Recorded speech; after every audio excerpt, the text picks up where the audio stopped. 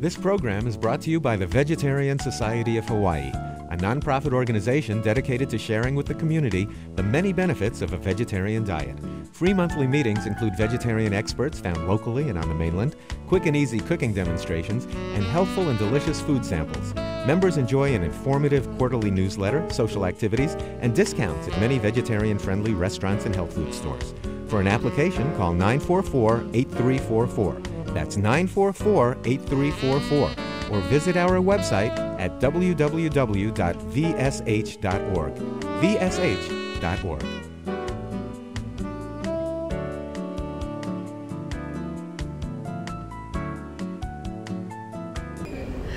Aloha. Thank you all tonight for coming to the monthly public lecture of the Vegetarian Society of Hawaii. Before we begin, I would like to invite Mark Ferguson. He would like to say a few words.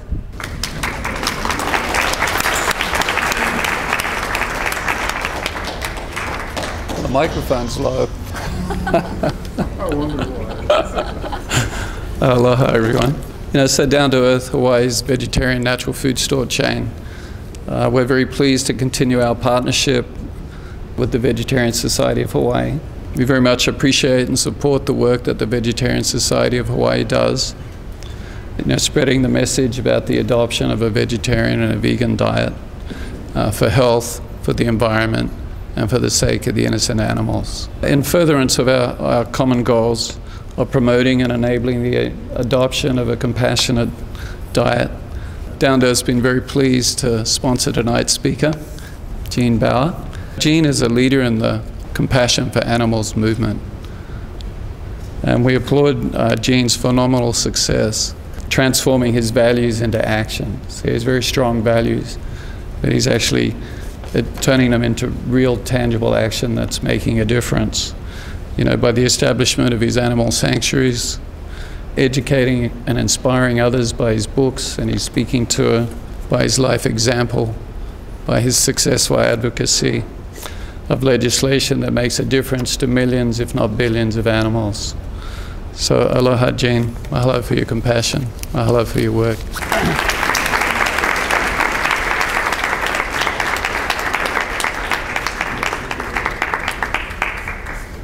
Well, anyway, it's good to see all of you here tonight.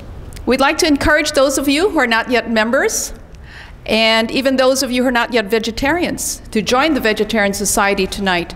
You'll receive an informative newsletter as well as discounts on Oahu, Maui, and Kauai at many vegan and vegetarian-friendly restaurants, businesses, and groceries. As a Vegetarian Society of Hawaii member, you might also enjoy attending our VSH Imagine a Vegan World support group meetings any Tuesday, except this one, of course, from 6:30 to 7:30. For more details, please see Terry Baur. Terry, could you stand up to let people know where you are? Okay, there she is. I'd like at this time now to thank some of our hard-working volunteers.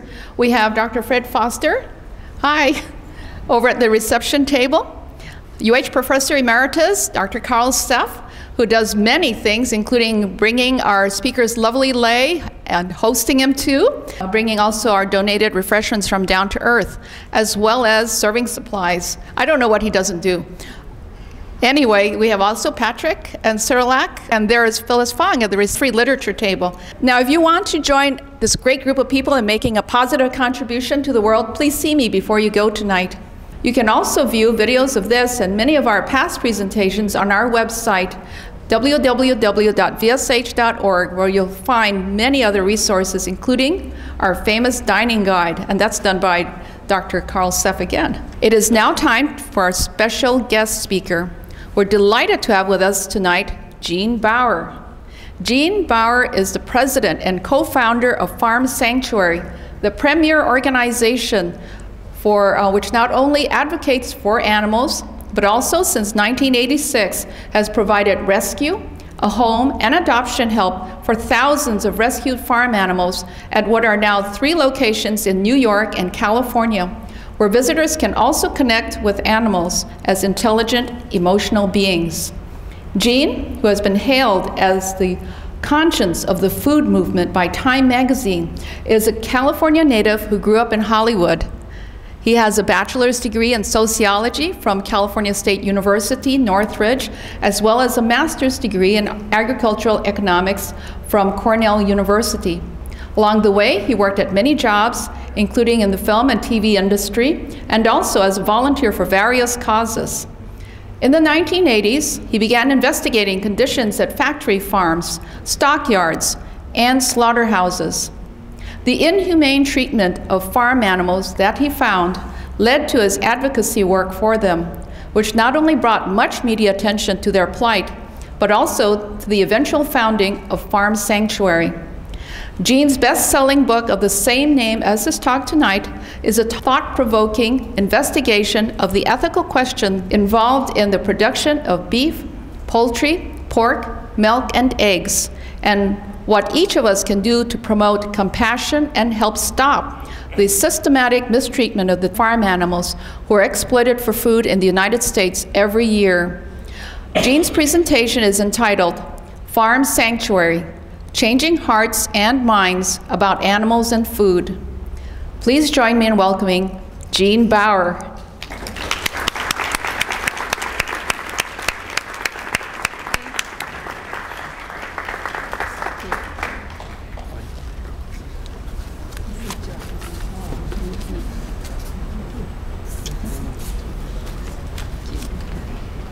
Wow. Smells really nice, fragrant. This is beautiful. Well, it's a real pleasure to be here, and thank you all for coming out, for your interest in these issues, for your concern about the planet we all share and that we share with other animals as well. Alrighty, so it is great to be here with you all, and I really appreciate this opportunity to speak about these issues. You know, too often we grow up in this country and eat in a certain way without really thinking about it. That's what it was with me. You know, I grew up in Hollywood. My parents were eating meat, milk, and eggs. My brothers and sisters eating meat, milk, and eggs. Everybody around me was eating meat, milk, and eggs, and so I started eating meat, milk, and eggs without thinking about it. And that's kind of how it happens. You know, we are social animals. We tend to do what those around us do, and oftentimes we just adopt these habits. And that's what happened to me, and I think probably happened with most of us here, and happens with most people. And then at a certain point I started thinking about my food choices, and I realized I did not have to eat animal foods, and then I decided to become a vegan. And when you make a choice like that, when you shift, it causes people to start scratching their heads, and unfortunately they don't oftentimes say, oh wow, why did you do that? I'm curious to know and see if it makes sense. Usually the response is more defensive. It's like, why did they do that? And what did we as parents do wrong? You know, because they think that, you know, they wanted to feed you, they care, obviously parents care about their kids, but they feed you in a way that they believe is healthy, and that is including meat, milk, and eggs for most people. That's what my parents believed. That's what I grew up believing, that I needed to eat meat for protein, I needed cow's milk for calcium, and these are still the myths that many people still grow up with. We need meat for protein, you know, it's the superior protein to plant protein, but that is not the case. You can get everything you need from plants, including all the protein. And then this other myth that we need to drink cow's milk in order to get calcium so we don't get osteoporosis, right? That's sort of a very widely held belief. But in our country, we drink a lot of cow's milk, and we also have a lot of osteoporosis. So obviously, cow's milk is not preventing osteoporosis. And in fact, shifting to a whole foods plant-based diet can help lessen our risk of osteoporosis, as well as lessening our risk of heart disease, of cancer, of many other health problems that have become rampant in our country. So the way we eat has profound consequences on our own health, on other animals, and on the earth. I'll talk mainly about animal issues because that's the area that I focused on since 1986, but there's a little bit on health, a little on environment here, and then afterwards I'd really be curious to take any questions or comments you might have about these issues, because this is, you know, a process. For me, I became vegan fairly quickly, but for a lot of people it takes time, because we are creatures of habit. You know, we do things because we do them, because that's how we learn to do them. We just do them, right? We just do this stuff. I remember seeing this brain surgeon on either the Colbert Report or Jon Stewart show, and he was asked to describe brain function in 5 words. And he said, nerve cells fire in patterns. And I think it's very truthful. Nerve cells fire in patterns. We have these patterns of thought, these patterns of behavior. And in some cases, they can become ruts. They can be very unhealthy patterns, unhealthy practices and habits. And I think our animal-consuming diet is one of those unhealthy habits, and it's bolstered by some unhealthy thoughts that, well, we need meat for protein, for example. That's a myth. So I think these are all issues that need to be thought about, examined, analyzed, and then at the end of the day, each person has to make their own choices about what they eat. But one thing we encourage is for people to make choices that are aligned with their own values. You know, most people are compassionate. Most people don't like cruelty. And that's why oftentimes when you raise the issue of factory farming, people say, don't tell me, I don't want to know. It's because it's upsetting. It's because people do have a heart, people do have compassion, people do not like to see cruelty. So if people made choices that were aligned with their own values, so they could actually see where their food is coming from and feel good about it, that would be a huge shift. People would not support factory farming. And I think most people also would not support slaughter, because slaughter, whether it's at a factory farm or at a small farm, is an inherently violent act.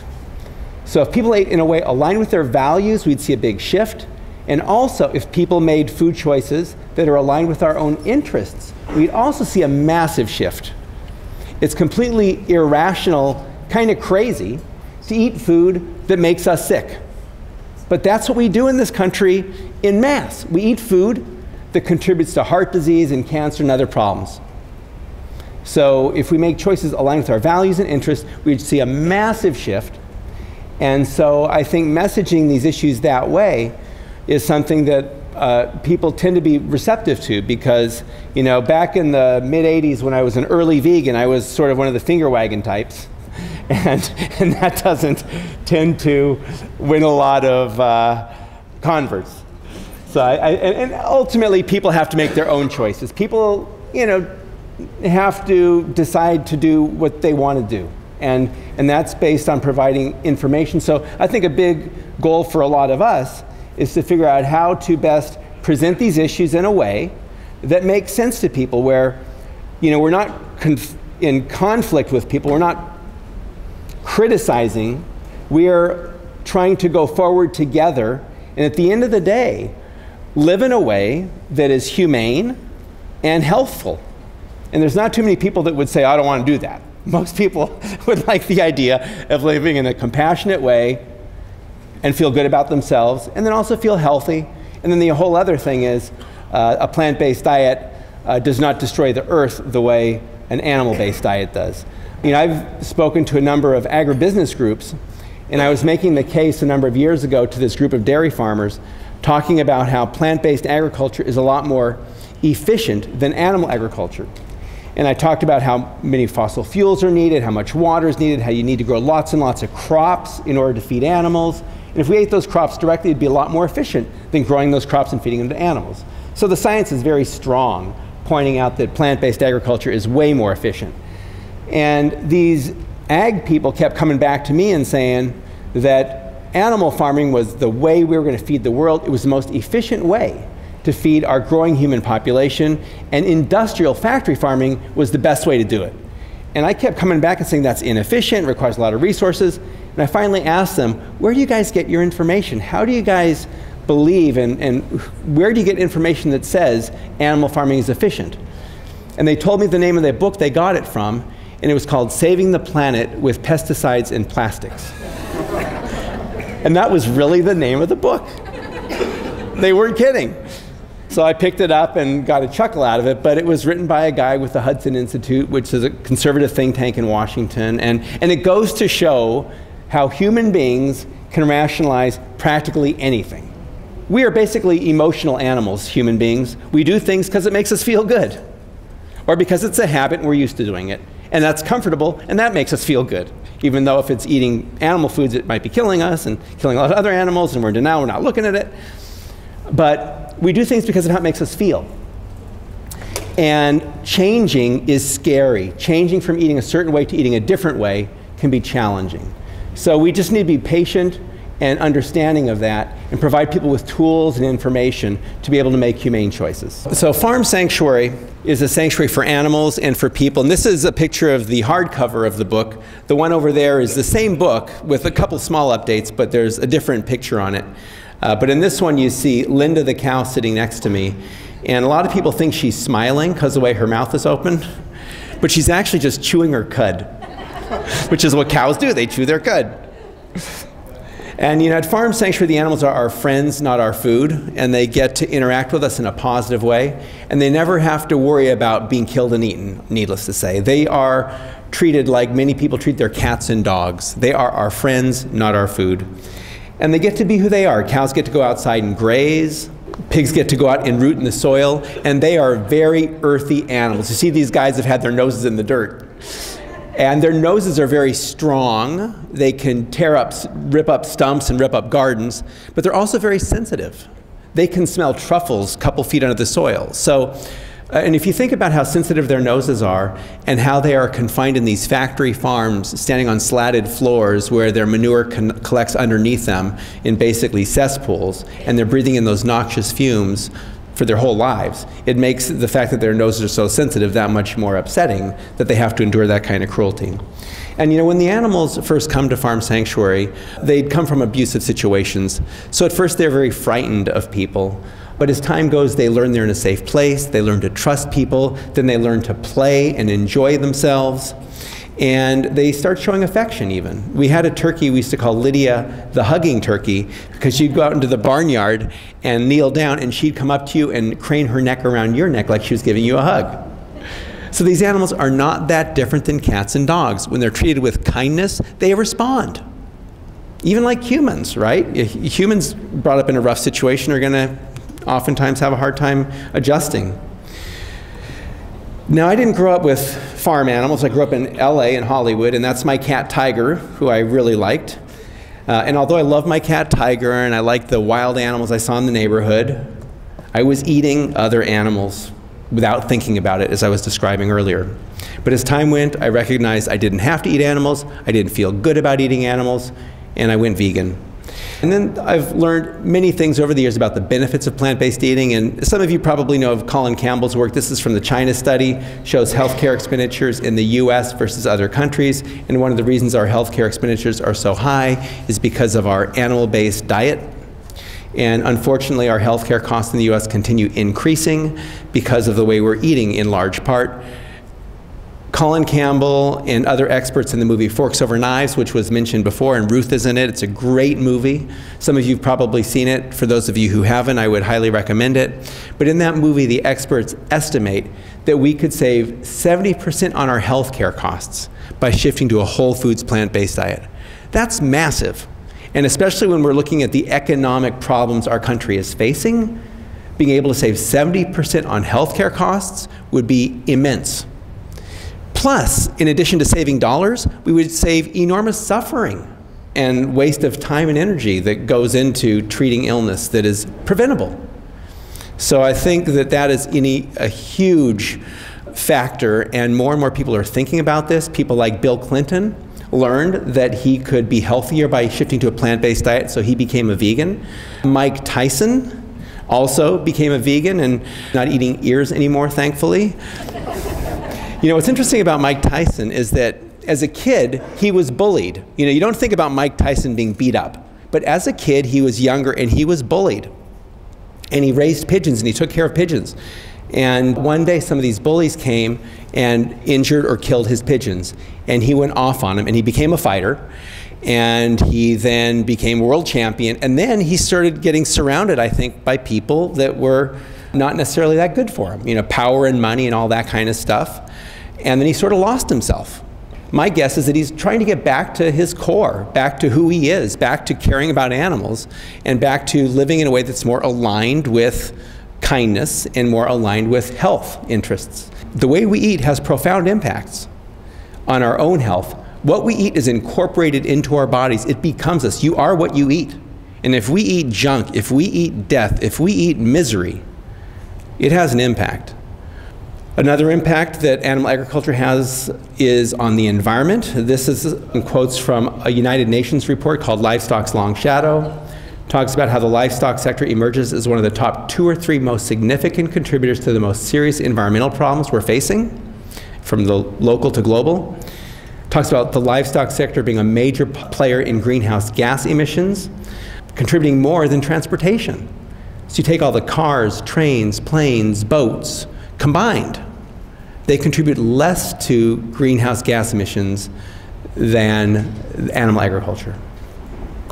Also, the United Nations report says that the livestock sector should be a major policy focus when dealing with problems of land degradation, climate change and air pollution, water shortage and water pollution, and loss of biodiversity. Livestock's contribution is massive, and its contribution to the solution could be equally large. The impact is so significant it needs to be addressed with urgency. So why is it not being addressed with urgency? Because this industry is very powerful.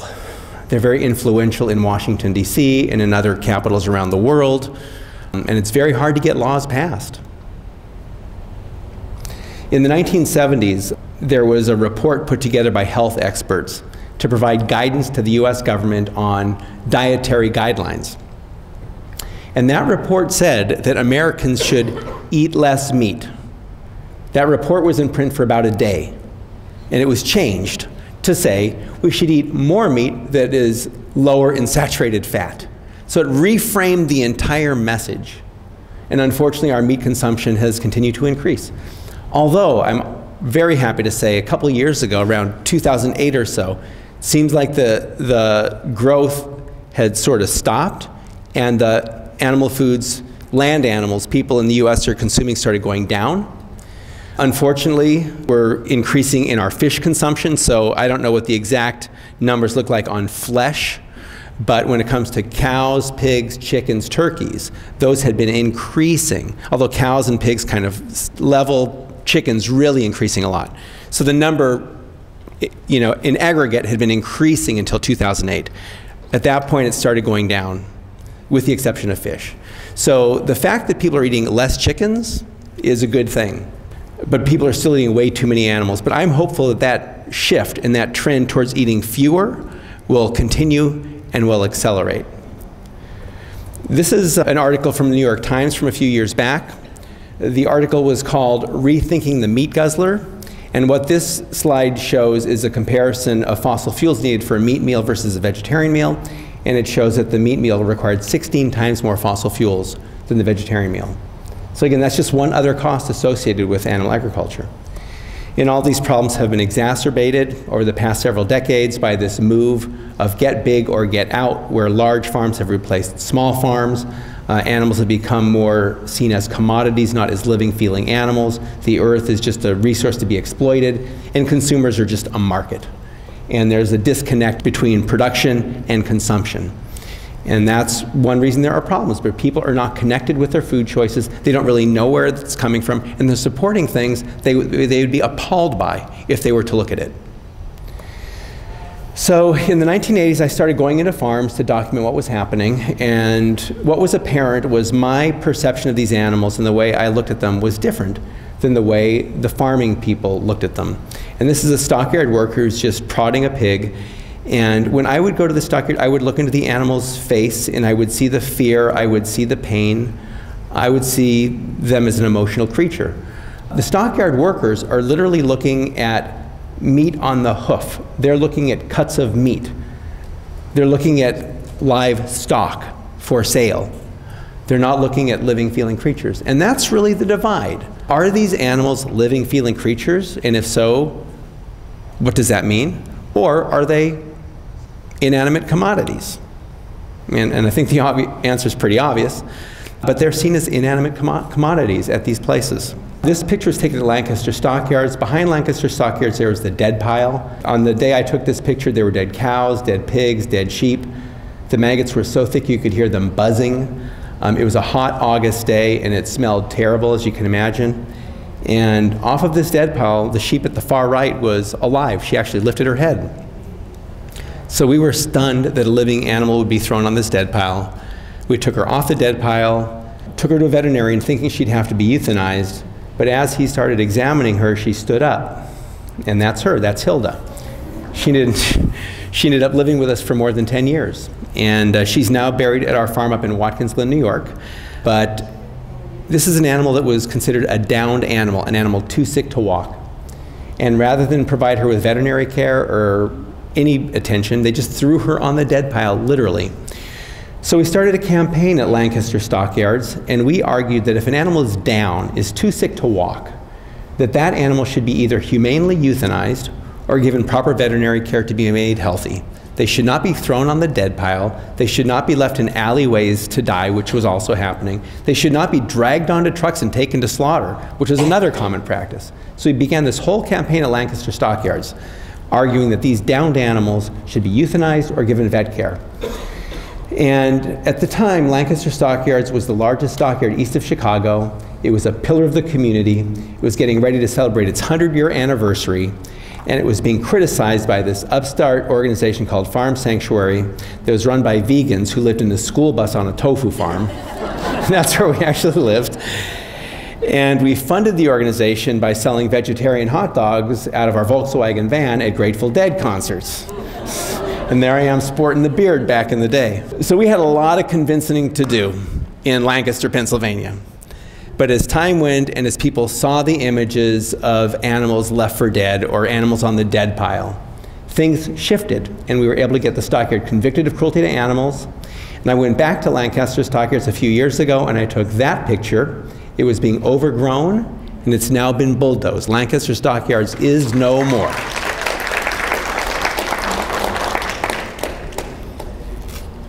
And meanwhile, Farm Sanctuary has grown. This is our farm in Watkins Glen, New York. It's 175 acres. We have bed and breakfast cabins there. People are welcome to come visit, take a tour of the farm, stay in the cabins.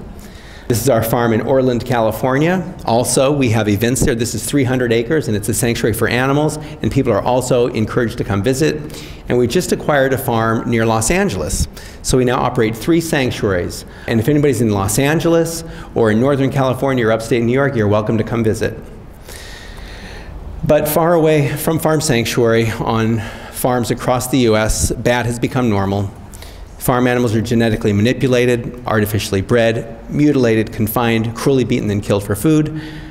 They're specifically excluded from the Federal Animal Welfare Act. And a lot of people are surprised to hear this.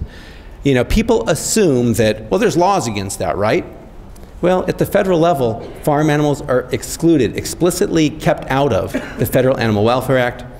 And at the state level, agricultural practices considered to be common are excluded from most state anti-cruelty laws.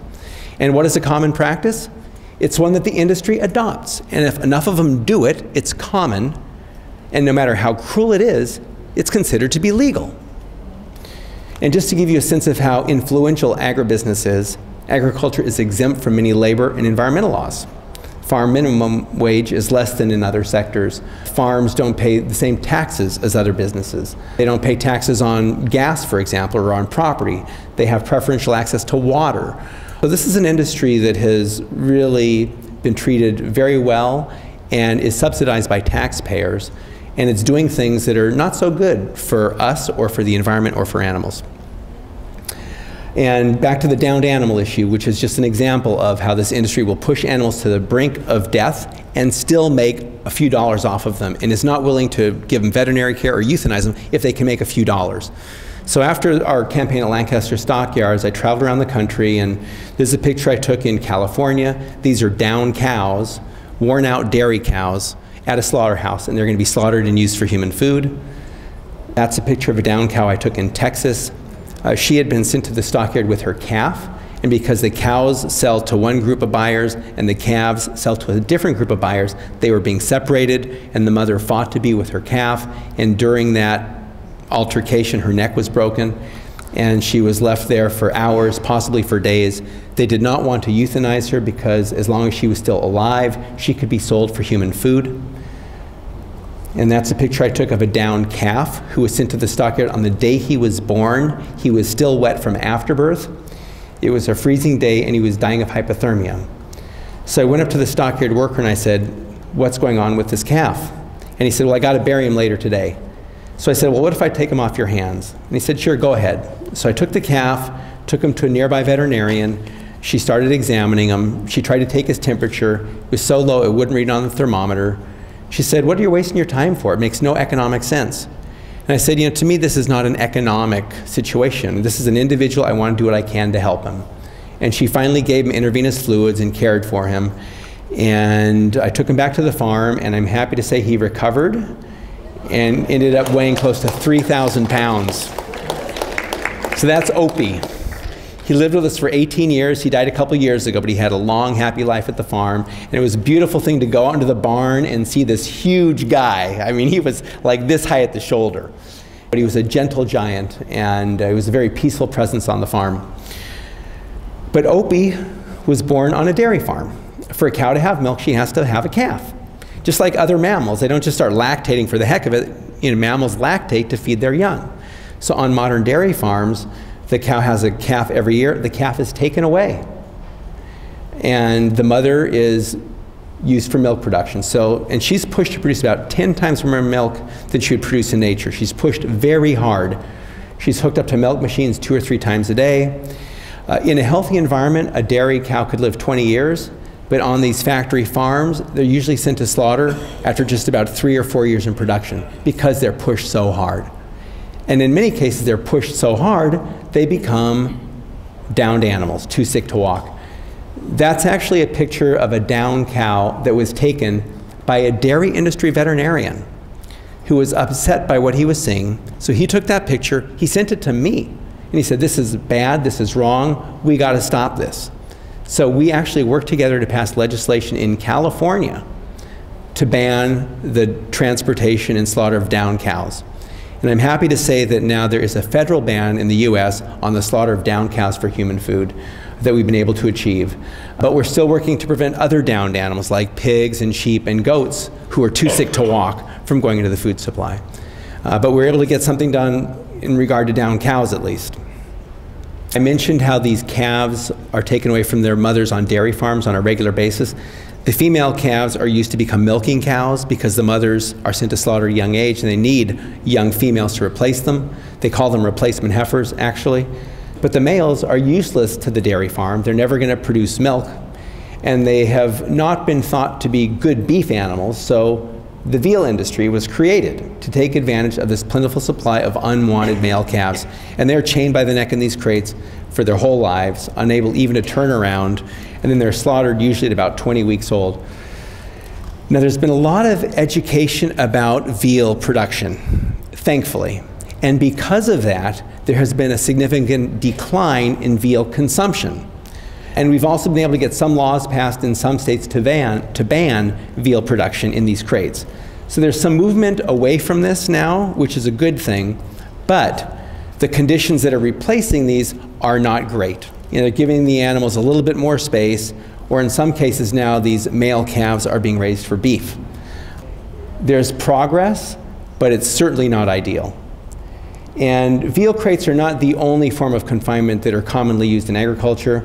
That's a picture I took in Missouri. Those are gestation crates. This is where breeding pigs are kept during their gestation period or their pregnancy. These are 2-foot wide metal enclosures where these sows live for practically their whole lives. This is a gestation crate where they're kept for their pregnancy, which is about 4 months long. Then right before giving birth, they move them over into another crate called a farrowing crate, which is also just 2 feet wide for the sow, but there's a little space on the side for the piglets. So the mother can basically stand up and lay down. There's 18 inches on the side so that when the mother lays down, the piglets can nurse through the bars. And they'll be kept there for about 3 weeks. Then the babies are taken away to be fattened for slaughter. The mother is put right back into the gestation crate and reimpregnated to begin another cycle. So it's a constant cycle of impregnation, birth, reimpregnation, going back and forth between the gestation crate and a farrowing crate. These animals suffer physically and psychologically. They're standing on concrete floors. They have bruises on their front legs. They also have stores on their bodies from scraping against the metal bars of their cages. and they're basically driven mad. They engage in neurotic coping behaviors like bar biting. And the last confinement system I'll mention are battery cages, which is how egg-laying hens are kept in these wire cages that are lined up in rows, stacked in tiers in huge factory warehouses that'll commonly hold up to 100,000 birds. The birds are packed so tightly they can't even stretch their wings, and they'll live this way about a year. Their feathers wear off, they often end up with bruises and abrasions on their bodies. And that's the life of an egg-laying hen, for most egg-laying hens in the US. Now, when people see these pictures, they don't think it's okay. They think this should be illegal. And we've worked for years to try to pass laws to make this kind of thing illegal. And usually what happens when you introduce legislation, it is introduced by a lawmaker, then it's referred to a committee. And these animal protection bills pertaining to farm animals are referred usually to the Agriculture Committee, which tends to be made up of lawmakers who represent agricultural districts. So they're not very open-minded to this animal welfare perspective, and we've had a number of bills introduced, referred to the Agriculture Committee, and it dies without even getting a hearing. So that had been our process for a number of years. And then we finally figured out, if we take these issues to the people, we're going to have much better success. So we did that first in Florida in 2002. And there's an initiative process in Florida. It's about 22 states in the US that have an initiative process where citizens are allowed to get a certain number of signatures to put a measure on a ballot for a popular vote. So we did this in Florida in 2002, and we focused on gestation crates for the breeding pigs. And Florida citizens voted to ban gestation crates. Then we went to Arizona in 2006. We included gestation crates for pigs and veal crates for calves. Put that on the ballot after getting enough signatures. Citizens in Arizona voted to ban veal crates and gestation crates in 2006. Then we went to California in 2008. And in addition to veal crates and gestation crates, we added battery cages. And the egg industry in California was pretty strong. It was like the sixth largest in the US, about 20 million hens in battery cages. So the egg industry fought very hard. They spent about $10 million trying to defeat Proposition 2 in 2008. But despite that, citizens in California voted overwhelmingly to ban veal crates, gestation crates, and battery cages.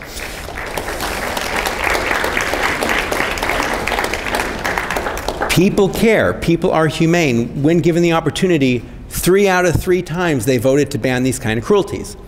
And with those sorts of successes, we've gone to a number of other states that have the initiative, and we've begun the process of getting signatures to get on a ballot. And because agribusiness did not want to deal with all these commercials that showed all these ugly images reaching so many citizens, a number of them agreed to come to the table. And so a number of states now have bans on veal crates and gestation crates.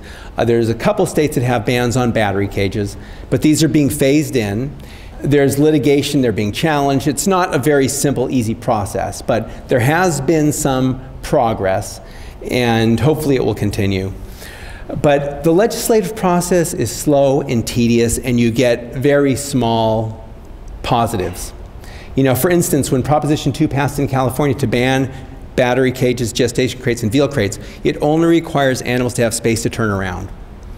So it's a good thing in that these systems will be banned, but it's not going to give animals idyllic settings at all. So where I think a lot of the change ultimately is going to happen is with consumers deciding not to support animal agriculture and deciding to eat plant foods instead of animal foods. So that's really where I think most of the action is going to be, and why I think movies like Forks Over Knives are so important, why organizations like the Vegetarian Society here are so important, why businesses like Down to Earth are so important, and why it's important for all of us to support those types of positive forces. Agribusiness, dairy industry even, is not inherently, they don't desire to do bad. They just want to make money. And if they can make money doing good things, they will do that. I was at a dairy industry conference a number of years ago speaking to 1,500 dairy farmers in Wisconsin. They know I'm a vegan. Whenever I go talk to these agribusiness groups, they know I'm a vegan. I'm very clear about it. Make sure they have vegan food. And it's pretty fun to go to a dairy industry conference and say, no cheese on my plate, So they know I'm a vegan, but I went up and I said that I'm not against milk, kind of provocatively, and they said, as long as it comes from plant sources. and pointed out to them there are lots of options. There's soy milk, there's almond milk, there's coconut milk, there's hemp milk, there's rice milk. There's so many different kind of non-dairy milks they could be making. A number of these big dairy farm industry companies now are investing in plant-based milks. You know, Dean Foods, one of the largest dairy companies, owns Silk. So that's good and bad. You know, it's good in that they invested and that they have a big distribution thing.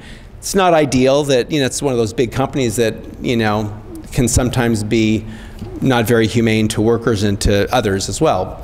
So you have opportunities for businesses to make money on plant-based foods. And that's really all they want to do. So if we can provide those kind of options, I think it's a good thing. So, okay, we were talking about egg-laying hens, and they are born at hatcheries like this. They are genetically bred to be very small and to put all of their feed energy into egg production. So the male chicks born at these hatcheries are useless to the egg industry. They don't grow fast enough to be raised profitably for meat. They never lay eggs. So what happens to them? They're thrown in dumpsters. That's a picture I took behind a hatchery in Pennsylvania. And you could hear chirping coming out of this dumpster. There were living male chicks just thrown away like garbage. And that's another picture of behind a hatchery in Pennsylvania. This is actually a manure spreader. These live chicks were being thrown on the field like manure. That's a picture I took at an egg factory in New Jersey.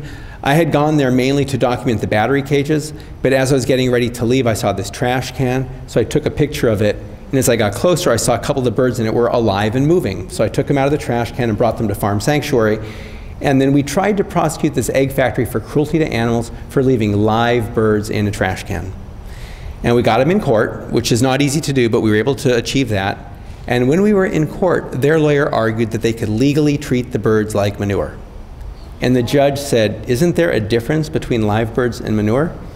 And their lawyer said, no, there's not a difference.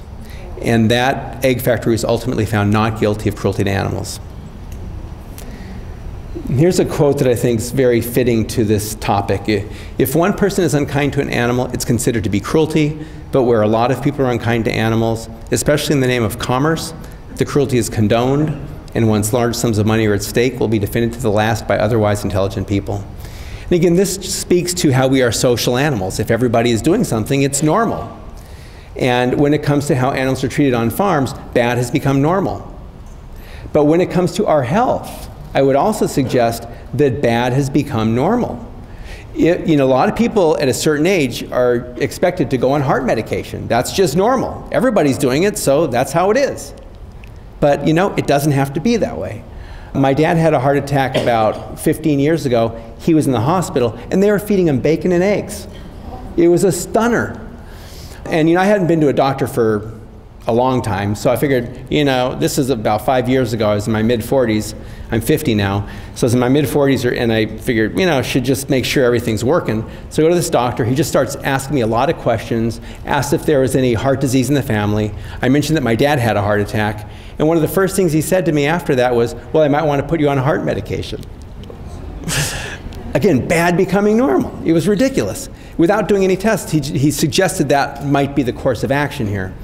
So I didn't go back to that doctor, and I went to another one, and I got a blood test. Just said, tell me what it says. Just tell me what it shows. And all of my readings were within the normal range. There was only one reading that was outside the normal range with an asterisk near it, and that was the bad cholesterol, and I was below the low normal. So that's probably a good thing.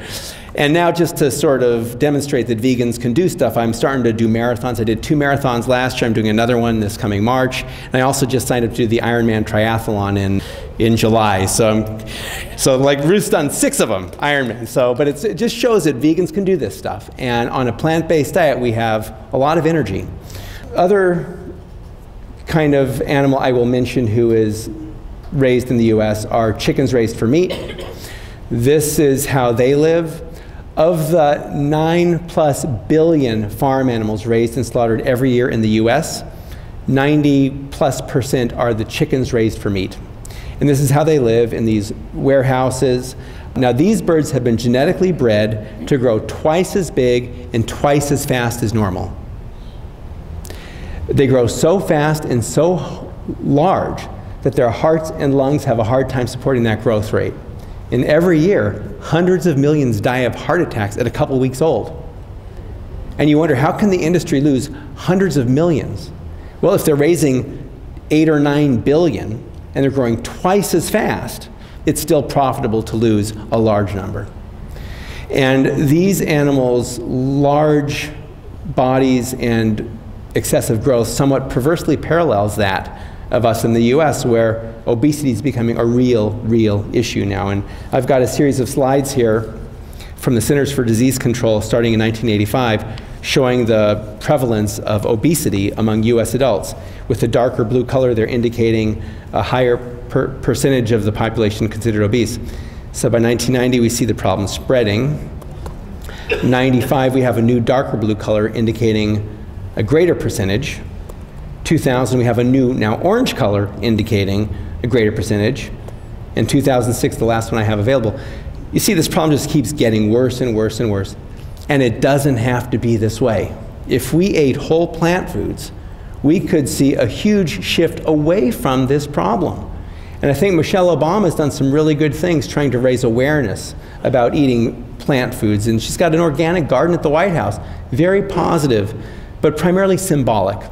Because USDA and agribusiness is still very entrenched in the policy-making part of things. But there's people like Michelle Obama that are promoting a healthier way forward, and hopefully that will grow. And I think it will, because most people would rather be healthy than not healthy.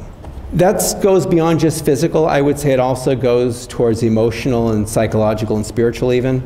One of the first visitors to our farm in Watkins Glen, New York was a pig farmer. And he went into our pig barn and he saw some young volunteers, they're maybe weighed 100 pounds each, young women, taking care of these 500-pound sows.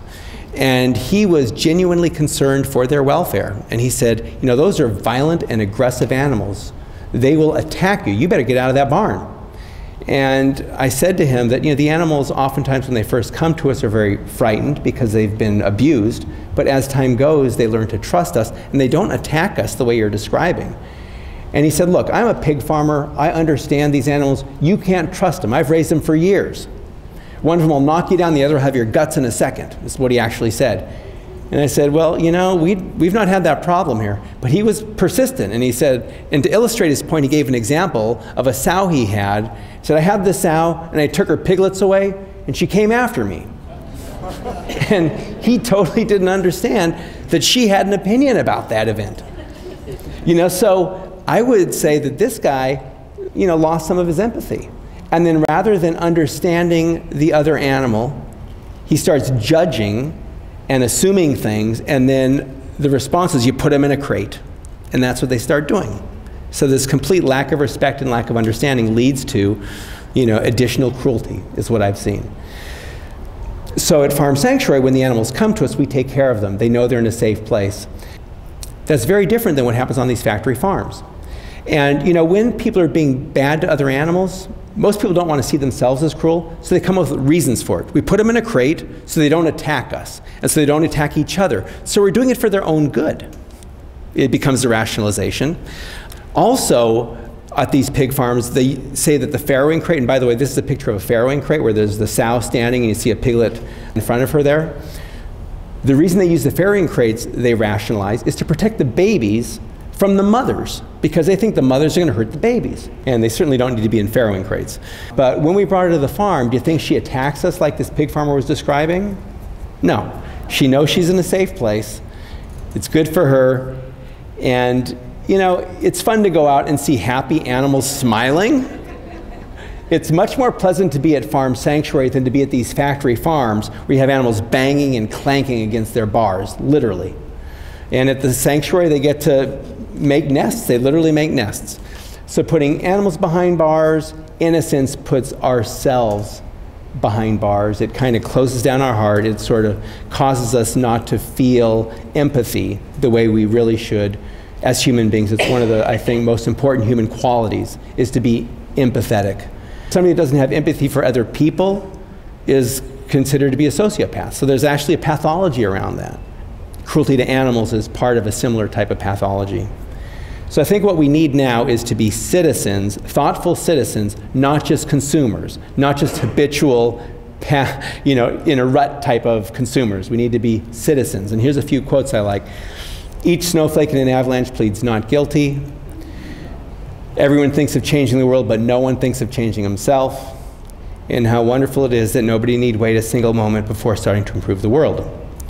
And Margaret Mead said, never doubt that a small group of thoughtful, committed citizens can change the world.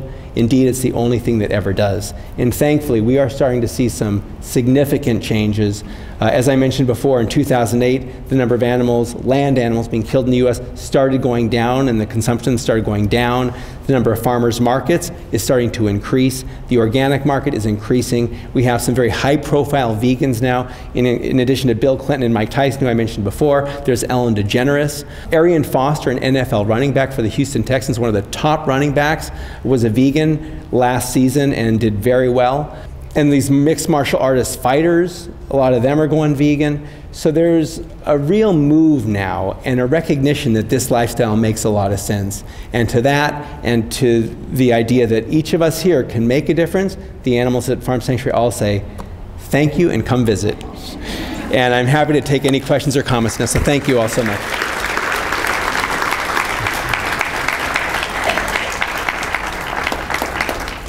The question is, am I based out of Washington, D.C.? And the answer is yes, that's where I now live.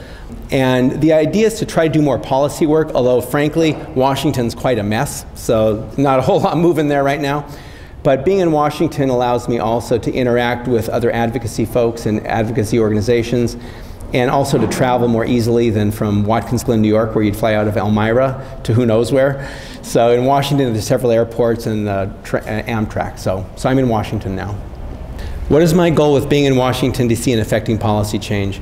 Well, there's a federal bill that we're supporting that would ban battery cages nationwide. So that's one goal that we have. There are others too. There's the farm bill that comes up for discussion every 5 to 7 years.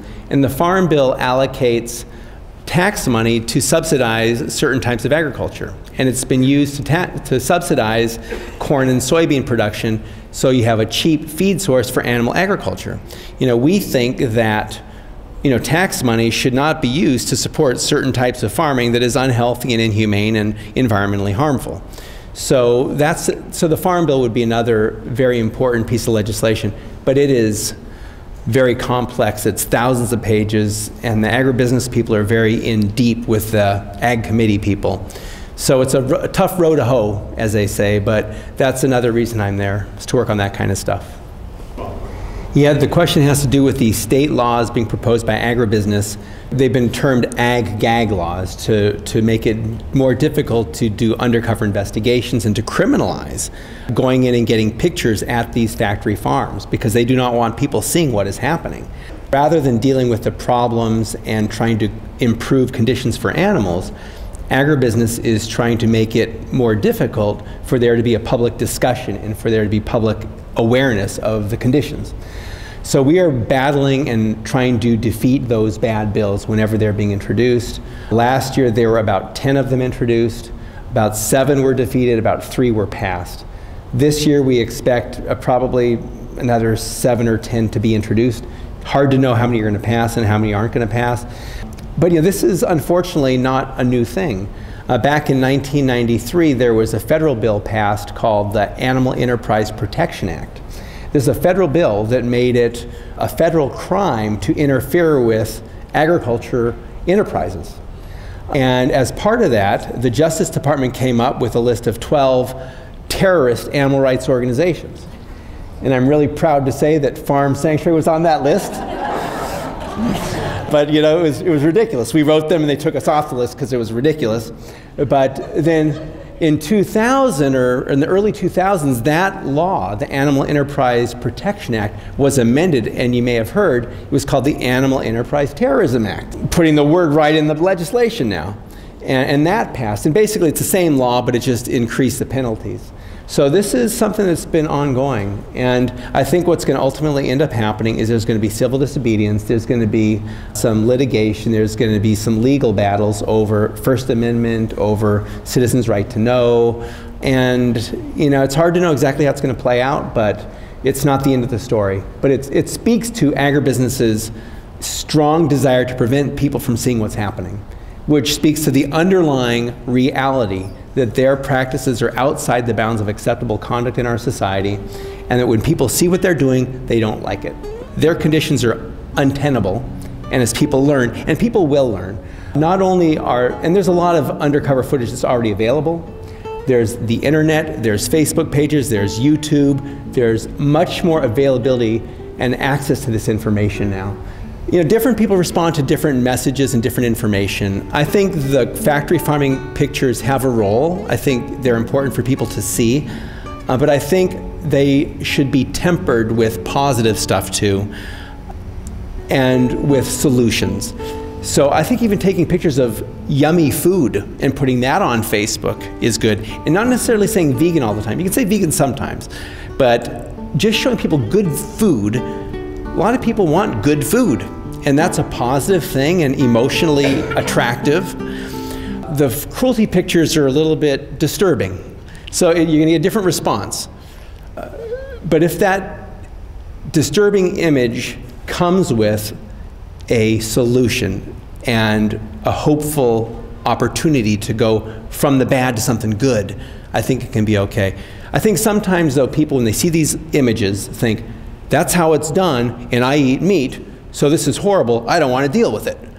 You know, that's kind of the way the quick process is, and so they shut down and they don't think. And our goal, I think, is to get people to open up and to think. And, you know, telling stories about animals at Farm Sanctuary, you know, and about we have some amazingly beautiful pictures of cute animals doing really neat stuff, and just showing like a lamb interacting with a cat, you know, or a lamb jumping for joy, or a cow kicking up their legs or whatever. You know, so those kind of images attract people in a different way, in a positive way, and they then connect with these animals as joyful beings. And that has an effect too. So there's different ways, and I think all these messages play a role, but I think at the end of the day we need to show people solutions, not just problems. In our farms in California we have two. We have one in Orland, which is north of Sacramento, about 100 miles north of Sacramento, and we have one in Acton, which is about 45 minutes north of Los Angeles.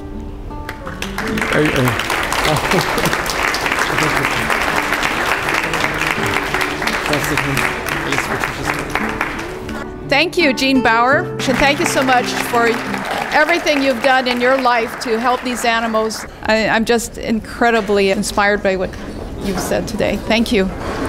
Mahalo to all of you for coming, and have a safe return home. Good night. This program is brought to you by the Vegetarian Society of Hawaii, a nonprofit organization dedicated to sharing with the community the many benefits of a vegetarian diet. Free monthly meetings include vegetarian experts found locally and on the mainland, quick and easy cooking demonstrations, and healthful and delicious food samples. Members enjoy an informative quarterly newsletter, social activities, and discounts at many vegetarian-friendly restaurants and health food stores. For an application, call 944-8344. That's 944-8344. Or visit our website at www.vsh.org. vsh.org.